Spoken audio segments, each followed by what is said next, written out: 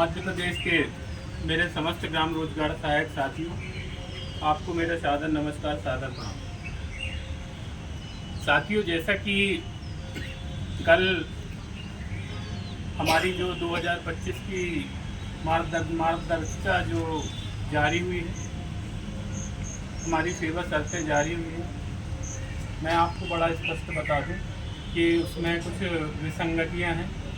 उस विसंगतियों को लेके आज हम माननीय मंत्री जी ने अपने बंगले में एक बैठक रखी थी। हम लोग के अनुरोध पे माननीय Deepali Rastogi madam PS MNREGA commissioner और हमारा पूरा अमला 4 तारीख को मनरेगा कोऑर्डिनेशन कमेटी की बैठक है, जिसमें मंत्री जी उपस्थित होंगे और हमने एक पत्र के माध्यम से उसमें जो अंशकालीन को हटा के पूर्णकालीन करने की जो मांग रखी।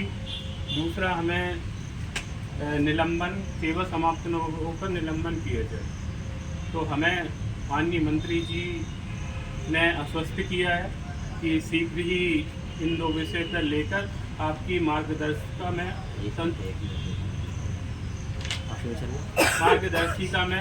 संशोधन किया जाएगा। और मैं आपसे हाथ जोड़कर विनम्र आग्रह करता हूं कि ये जो आप पढ़ें, इस 22 तारीख को ही ये जारी हो चुका था। 22 तारीख की कार्यक्रम में एजेंडा में आ चुका था।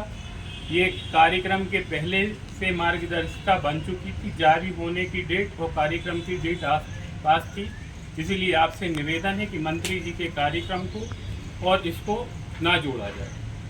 साथियों, मैं हमेशा रोजगार सहायक के हित में रहा हूं और आपको वचन देता हूं कि अगर मुझे रोजगार सहायक के हित के लिए अपनी गर्दन भी कटानी पड़े तो मैं पीछे नहीं रखूँगा।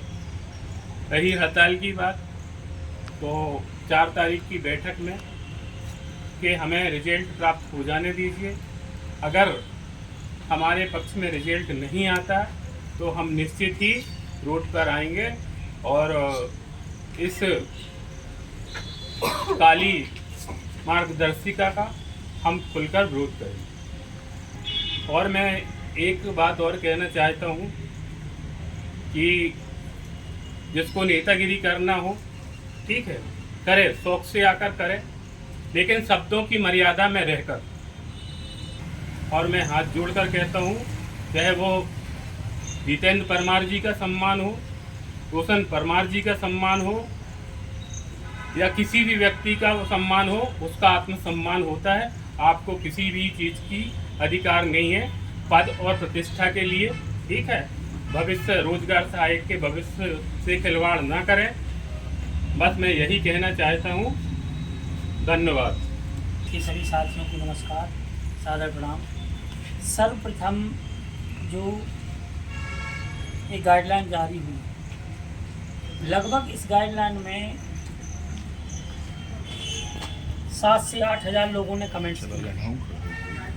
आप आत्मा पे हाथ रख कर एक चीज़ देखिए कि उन 7 से 8 हज़ार लोगों ने किन किन लोगों ने वो गाइडलाइन पूरी पढ़ी है। पहले उसको अच्छे से पढ़िए, उसको समझिए। हाँ, उसमें कुछ चीज़ें गलत हैं हमारे समय के हिसाब से। जैसे कि 2013 में जो चीज़ें हैं वही चीज़ें 2025 में आई। तो मतलब 2013 से लेकर 2025 तक का जो हमारा सफ़र है, ये कहीं ना कहीं दुखदायी है कि ये चीज़ें इनमें सुधार होना चाहिए। तो सबसे पहली बात तो उसमें अनुबंध, तो अनुबंध के लिए आप स्पष्ट हैं। जो अनुबंध सचिव से होगा, वो नई नियुक्ति होगी, उसका होगा। एक बार अनुबंध होने के बाद रिन्यूअल जनपद सीओ और जिला पंचायत सीओ से किया जाएगा, बाकी द्वारा किसी भी सचिव से अनुबंध नहीं किया जाएगा। ये चीज़ आप ध्यान रखो। अपना अनुबंध पहले हो चुका है, तो अपना प्रथम अनुबंध नहीं है। जो लोग नियुक्ति होगी उनके लिए वो सचिव से अनुबंध है।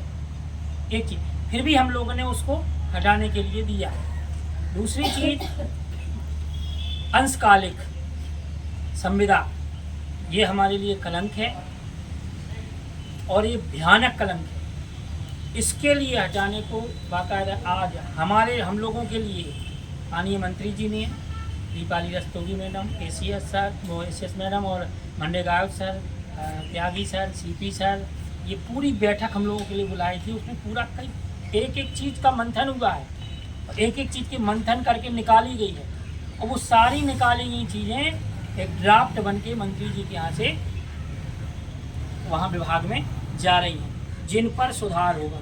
रही कार्यक्रम की बात, आप कार्यक्रम में मेहनत भी कर चुके, आप कार्यक्रम में अपना त्याग भी कर चुके, आप कार्यक्रम में अपना कार्यक्रम हो भी गया, उसके बावजूद भी जो गैर संगठन है वो तो हमारी बुराई कर ही रहे हैं आलोचना के कारण, लेकिन हम लोग ही अपने कार्यक्रम को कहीं ना कहीं वो दिखा रहे हैं, ये गलत होगा, ऐसा होगा।